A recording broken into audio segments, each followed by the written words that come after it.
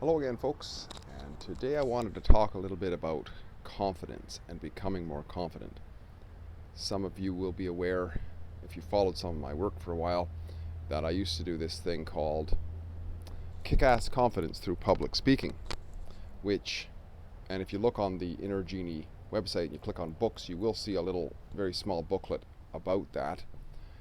And it was basically along the lines of a project for the Inner Genie Project, which was to help people become more confident. And what I've found through what I've done in life is that public speaking, there's like nothing else. And I wanted to address that now because a lot of the clubs that I used to go to and so on are obviously, they can't meet now, and who knows when they will meet again. They're doing an online thing, and I've done both, and there is no such thing. There's nothing like the real thing. And this is so often the case in life, isn't it? I mean, we try to recreate stuff virtually, online and what have you. I mean, what I'm doing here, just chatting to this thing, it doesn't really feel like, even though I know I'm talking to you, the one who's listening, it's belated, right? Because if I screw something up, I can pause it, I can erase it, I can start again or whatever.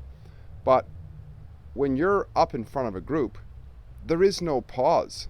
You just have to roll with it, do the best you can with the practice you have and so on. So I guess the question is, how do we, if we want to exercise that aspect of ourselves and become more confident, how can we do it? Well, I think it's a great opportunity right now.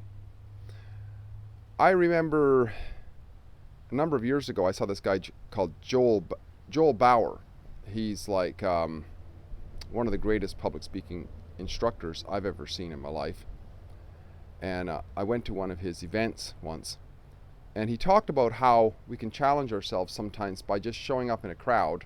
Of course, not many crowds these days, but I think the point can be clear here. He said that he used to go to the airport sometimes and bring one of those little step stools that you can get and just start speaking about something until security kicked him out, basically.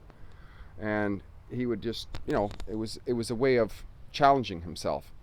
And what I've found now, ever since this whole pandemic, whatever it is, started up, a lot of people are, of course, they want to stand further away from you. So right away, you have to raise your voice a little bit. And raising our voice a little bit, just so we can be heard, it helps to develop our voice, helps our voice to become stronger, more clear. We have to be more clear, and we have to be kind of looking at the person, because if we're a little bit further away, it's harder for them to see maybe that we're actually what we're looking at.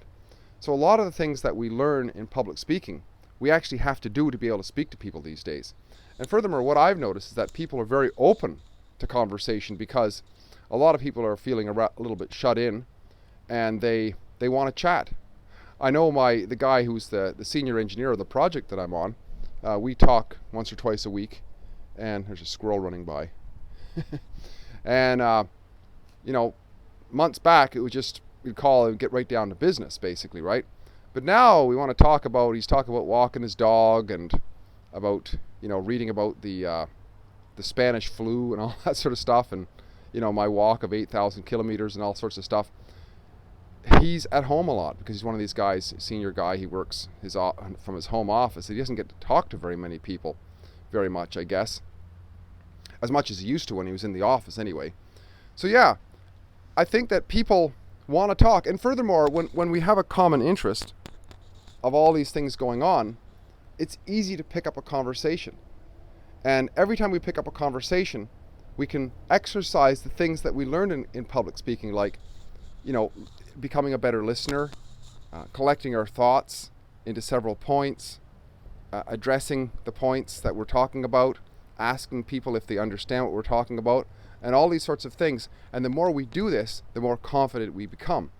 So yeah, I think it's a great opportunity to converse with many people, even though the previous exercise gyms and so on we used to have, like Toastmasters clubs and meetings and so on, basically don't exist anymore from a practical standpoint. I mean, they were already working towards that anyways, to the online thing. But like I say, from my experience, it's not the same thing. Yes, that's important. Yes, it's a challenge to be able to speak to a camera off unscripted, which mostly that's what I do.